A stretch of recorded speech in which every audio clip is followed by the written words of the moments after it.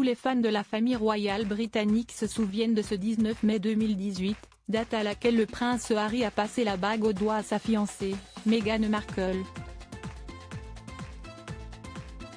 Un moment retransmis en direct à la télévision et vu par d'innombrables téléspectateurs, au Royaume-Uni et ailleurs.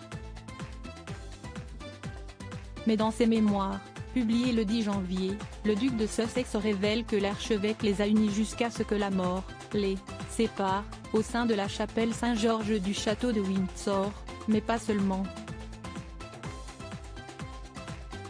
Dans son livre Spare, le père d'Archie et de Lilibet a ainsi indiqué qu'il l'avait déjà fait quelques jours auparavant, dans leur jardin, lors d'une petite cérémonie secrète. Leur seul témoin était alors leur chien, Guy et Poula. C'était officieux, sans engagement, excepté dans nos cœurs, s'est remémoré avec émotion le frère cadet du prince William, avant d'expliquer la raison pour laquelle c'était important pour lui et Meghan Markle de se marier un peu avant le jour J annoncé. Notre amour était né dans l'intimité, et nous avions beaucoup souffert quand il était devenu public, alors nous souhaitions que la première consécration de notre amour, nos premiers vœux naissent dans l'intimité, eux aussi.